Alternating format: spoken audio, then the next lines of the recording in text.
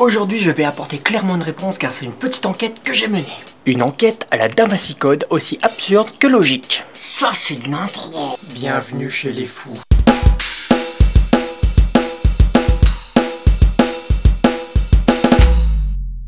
Aujourd'hui, 3 groupes qui se torturent l'esprit sur une simple question, alors que la réponse était toute bidon, puisque c'est moi, 33 ans après, qui l'ai trouvée.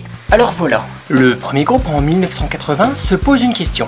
En 1994, le second groupe se pose quasiment la même question et y répond vaguement. Quant au troisième groupe, depuis l'an 2000, il se demande si ça va s'arrêter un jour. Vous les avez reconnus et c'était facile, il s'agissait d'Annie Cordy, Cranberries et Cypress Hill. Annie Cordy, Cranberries, Cypress Hill, mais comment c'est possible? C'est complexe en effet, mais voici le départ de cette quête aux innombrables coïncidences. Déjà, en 1980, l'année de ma naissance, comme par hasard, sort le tube interplanétaire Tata Yo-Yo. Dans son refrain, Annie Cordy pose la problématique et l'origine de ma quête avec cette phrase énigmatique. Oui! Qu'est-ce qu'il y a sous son grand chapeau? Moi, à part une tête, je voyais pas trop ce qu'on pouvait y foutre. C'était sans le savoir que j'avais déniché là le premier indice.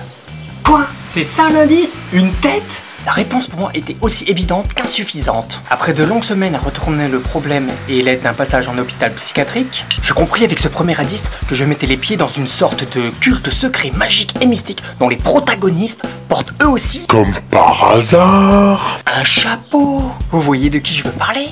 Les magiciens. Les magiciens, et eux, sortent quoi de leur chapeau?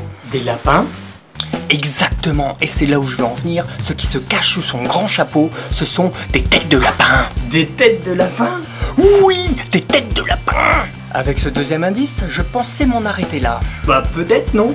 Eh bien non, car c'est en 94, lorsque les Cranberries sortent leur titre Zombie, que j'y vois le message caché et la révélation d'un autre indice. Eux aussi étaient sur la même piste que moi. Dans leur chanson Zombie, la première phrase de leur refrain est quand même la même question irrésolue. What's in your head? Qui signifie quand même qu'y a-t-il dans ta tête? Ah, on n'est plus sous le chapeau. Non. Et la réponse immédiate dans ce même refrain. Oui. Notre troisième indice est des zombies. Des zombies. Des zombies. Je touchais au but en additionnant ces 3 indices. Ce qui se cache sous son grand chapeau, ce sont des têtes de lapin zombies. Des têtes de lapin zombies? Oui. Quand même.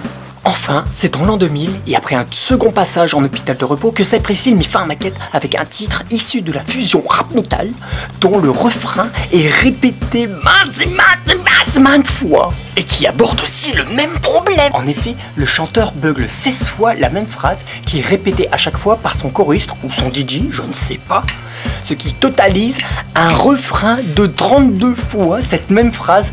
Will you ever get off my head? Oui, je sais, mon anglais est super affûté. Qui traduit par Google veut quand même dire pourras jamais tu sortir de ma tête. Mais tu m'étonnes qu'il la chante 32 fois cette phrase. Des lapins zombies dans la tête, c'est en faire affreusement mal. Moi aussi j'étais sceptique avec ce tas de coïncidences. Tu m'étonnes. Mais ce que je ne vous ai pas dit, c'est le clou final de mon enquête. L'aboutissement de ces 33 ans de recherche est que si on place le point d'origine de chaque groupe sur une carte et qu'on les relie, on obtient un triangle. Oui, normal, et alors? Les pyramides sont faites de triangles. Les pyramides? Mais ça sort d'où ça maintenant? Les pyramides? Je vous ai dit que c'était une enquête à la Da Vinci Code. Qu'est-ce que tu racontes? Da Vinci Code, le film. Je comprends pas. À la fin du film, ça se passe à la pyramide du Louvre.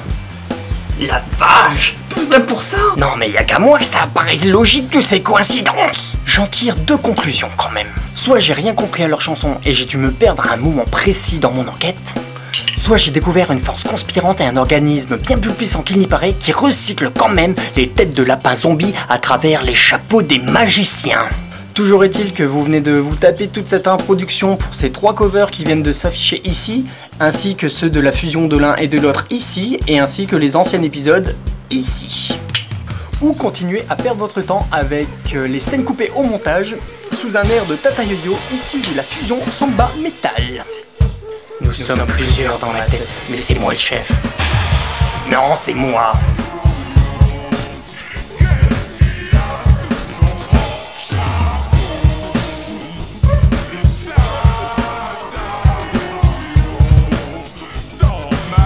bien non, car c'est en 94 lorsque les Cranberries sortent leur tongue. Ils sortent leur tongue. Titre Zombie que j'y vois, le message caché et la révélation d'un ultime message caché. Encore, il n'y a que des messages cachés.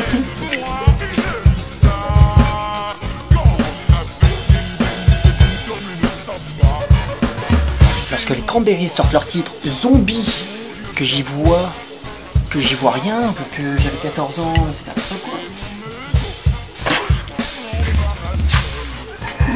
Des têtes de lapin zombie, putain, qu'est-ce qu'ils vont dire les gens quand ils vont regarder ça avec des lapins zombies. Faut s'imaginer le truc hein, quand même là.